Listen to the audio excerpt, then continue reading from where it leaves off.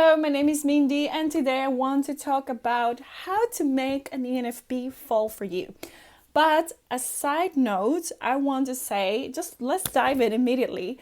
We fall definitely for authenticity. So this video might not be for every type. Still, you can watch it, and I'd love for you to watch it so you can get to know more the ENFPs. But first thing that we fall for is someone who is authentic. So someone who is not pretending or trying to be someone they're not. Someone who we have this thing that we can feel the person. We're feelers. We feel and we get a lot from, I don't know, I think it's like facial cues, expressions, body language. We can read all of those things very well.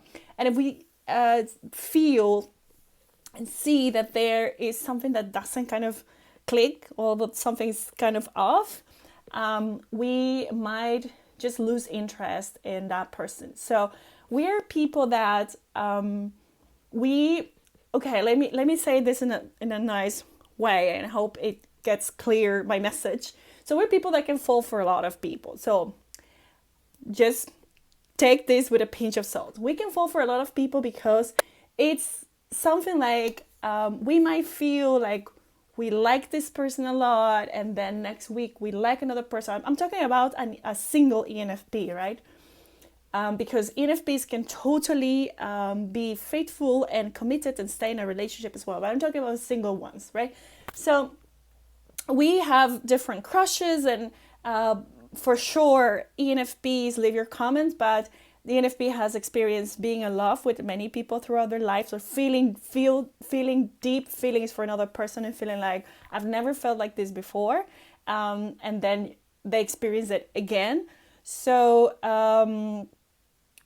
what was my point here? This is my any kind of jumping from place to place.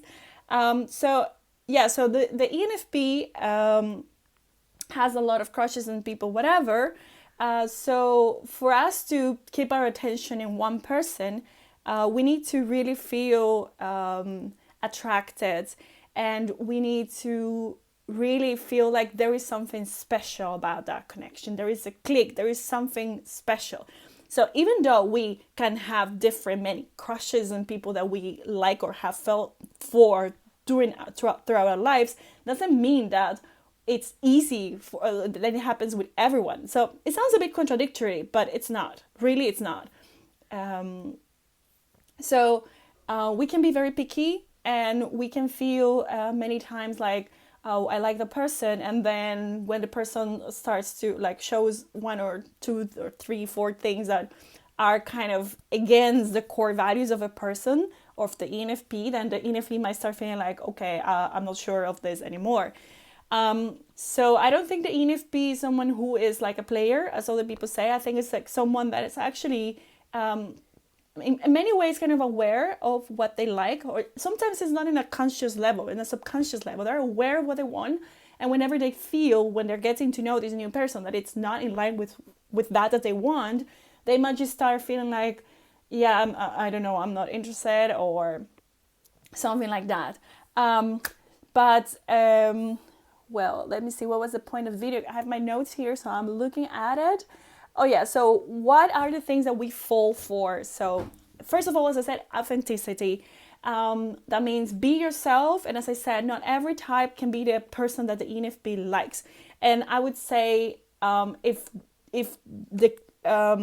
to give a list of things that the ENFP likes. If you're not that, and you try to push yourself to be someone that you're not, it might come across as fake for the ENFP, and it might not work as well. So keep that in mind. So first thing that I want to mention, so apart from authenticity, the second thing would be, is that we fall for people that they seem to feel like secure of who they are. And in a way that they feel grounded, that they feel like they are secure of their direction, where they're going towards. They're secure of like themselves as like a partner, or like a future partner, whatever. So they're not needy. They're like grounded and secure in themselves. And I think this is very, very attractive for the ENFP, because we are not that grounded. Like, many people know, like, say that the ENFPs are unicorns. So the ENFPs feels insecure very often. So the fact of having someone who is like the contrast and who can provide for that part that we lack is like very attractive for the ENFP. So that would be my second one. The third one, I would say we definitely want to talk about deep things, profound things, but also about like just regular things. We don't need to talk about the universe all the time, but even when it's about something mundane, as like something about, I don't know, whatever idea we have, it's always about ideas, kind of. We want for a person that can engage, that is like the conversation is not going to die within a minute or of exchanging yes and no. Well, we want to really dive in. So I think having deep conversations. So if you're that person who is into abstraction and ideas and developing the idea and connecting the idea to another thing, to the past, to the future, and developing things, so that's something that we really fall for. A fourth one, I would say, show interest. Well, we like people that show interest, but we definitely need someone who gives us space. So someone who let us breathe and that we can miss them. So personally speaking, I've never fallen for a person who is needy. Someone who feels like or seems to always wanted to be there, checking in, or I check in all the time and all of that. That's just not attractive. So we fall for that independence and that person gives us space. But at the same time, so it's like a nice combination between knowing that the person like genuinely wants us and likes us and it's there for us, but at the same time that they give us the space that we need in order to see our own friends, do our own thing, be in our own heads, do whatever we need to be doing. So I think the recipe for disaster with an ENFP is like being there all the time and trying to control, trying to say like trying to plan everything and control what the person is going to do next because you miss them or because you want, I don't know, for them to plan everything according to your own agenda and not leaving them the space that they need. That's also something that will not work. So give them space, show interest, but give them space and let them breathe. And kind of we need to kind of that feel that we miss that person, that person gives us lots of space. So that's very important as well. We also fall for calmness.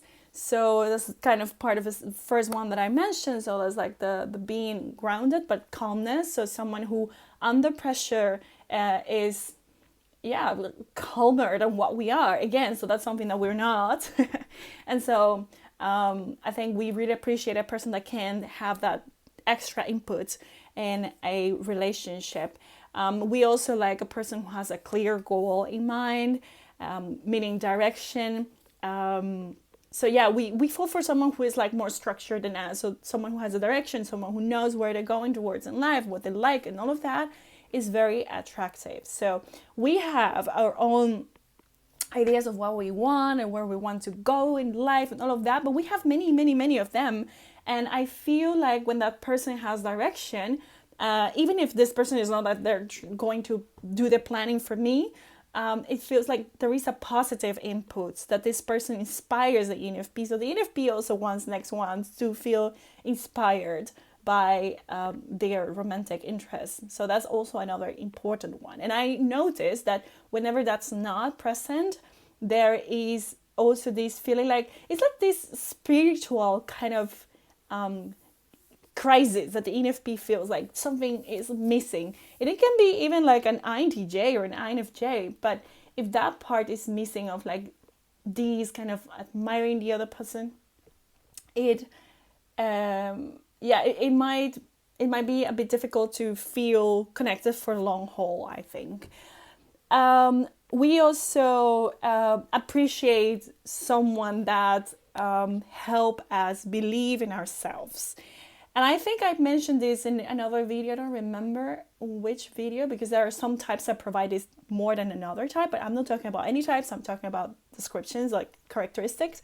So someone who helps the ENFP to believe in themselves, that's like also very important. But if I have to sum this up and say like a couple of the most important one, all of them are important, but I would sum it up by saying like we want someone who is authentic. So by being themselves, they're providing the understanding that I just mentioned throughout all of those steps.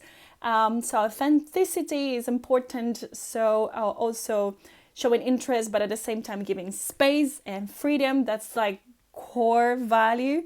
And then inspire the ENFP by being your grounded self, who has their own goals and who is center calm, and someone who also, apart from this, helps the ENFP believe in themselves. Yeah, so I can say it's not easy. It's a lot, I guess. But I hope it can help you if you were wondering about the ENFPs and how can you attract them and all of that. So these are some of the things. As I said earlier, I'm not sure if the best recipe is for someone to try and put themselves within a kind of, how do you say, like a form that doesn't suit you just because you want to be liked by someone. I think that shouldn't be the case. So anyhow, I hope it was of help. So leave your messages, your comments, and subscribe, and see you next time.